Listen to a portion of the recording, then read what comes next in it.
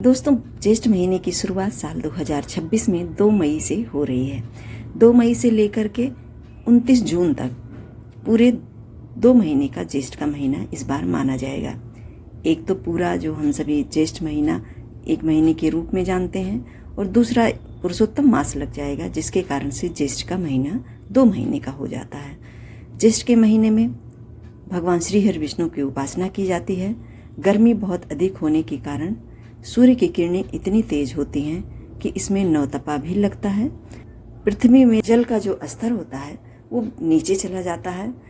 पूरे पृथ्वी पर गर्मी से त्राहिमाम मची हुई रहती है। जल की आवश्यकता सभी पशु पक्षी, जीव जंतु, मनुष्य, प्राणी सभी को होने लगती है।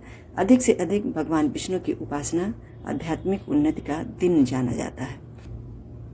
श्रीमद् भागवत गीता का पाठ करना और उसके साथ ही पेड़ पौधे, पशु पक्षी, जीव जंतुओं को पानी का दान करना, ये महीना जल दान के लिए उत्तम साधन माना जाता है। इस महीने में भगवान श्री हनुमान जी की अनुपम गाथा गाई जाती है। ऐसी मान्यता है, प्रथम बारी श्री हनुमान जी प्रभु राम से ज्येष्ठ के महीने में ही मिले थे। ज्येष्ठ पुत्र या पुत्री का विवाह ज्येष्ठ के महीने में नहीं करना चाहिए। ज्येष्ठ के महीने में श्री बजरंगबली की कृपा प्राप्त करने के लिए प्रत्येक मंगलवार के दिन इनके निमित्त भंडारा आदि किया जाता है। भयंकर गर्मी में भी भक्त इनके मंदिर जाते हैं, इनकी पसंद की भोग मिष्ठान समर्पित करते हैं। इन्हें प्रसन्न करने के लिए ब्रह्म मुहूर्त से ही वो लाइन में लग करके दर्शन के लिए आतुर रहते हैं। इस तरह से पूरे ज्येष्ठ के महीने में श्री बजरंगबली की कृपा प्राप्त करने के लिए इनके भक्त इनके दर्शन के लिए मंदिरों में कतारों में खड़े हुए आपको दिखते हैं। हमारे लखनऊ में बड़े मंगल पर भव्य आयोजन होता है। जगह जगह भंडारे आदि लगाए जाते हैं। मंगलवार के दिन मंगल मेला भी लगता है। कुल मिलाकर के जितने भी मंगलवार ज्येष्ठ के महीने में मिलते हैं, उसमें भव्य आयोजन भगवान श्री हनुमान जी की कृपा प्राप्त करने के लिए सभी भक्त करते हैं। इस बार साल 2026 में ज्येष्ठ का महीना पूरे 2 महीने का माना जा रहा है, जिनमें कि 1 महीना ज्येष्ठ का होगा, दूसरा पुरुषोत्तम मास होगा।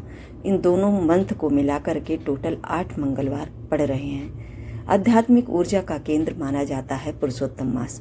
भगवान श्री हरि विष्णु के विशेष कृपा प्राप्त करने के लिए इस महीने में अत्यधिक भगवान की मंत्रों का जाप करना, धर्म कर्म पूजा पाठ करना बताया गया है।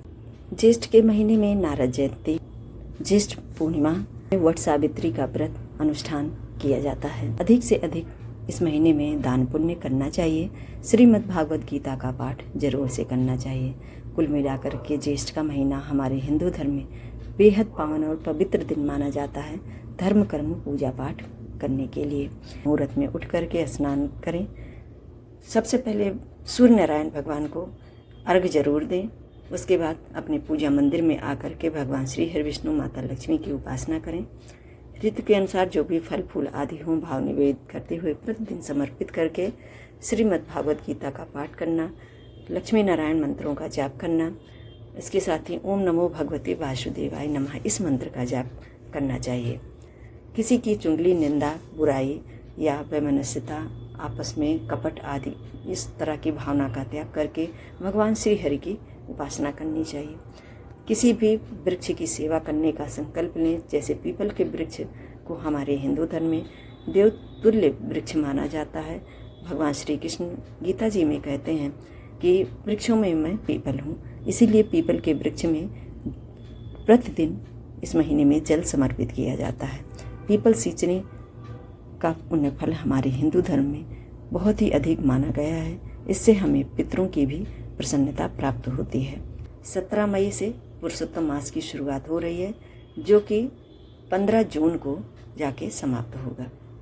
ज्येष्ठ महीने की बात की जाए तो 2 मई से शुरू होकर के 29 जून को ज्येष्ठ का महीना समाप्त हो रहा है। मुझे उम्मीद है दोस्तों, आप सभी को हमारा ये वीडियो ज़रूर से पसंद आया होगा। वीडियो थोड़ा सा भी पसंद आया हो तो लाइक शेयर भी कर दीजिएगा। चैनल पर नए हो तो हमें सब्सक्राइब कर लीजिए। व्रत उपासना से संबंधित इन सभी जानकारियों को प्राप्त करने के लिए। जय श्री कृष्ण, राधे राधे।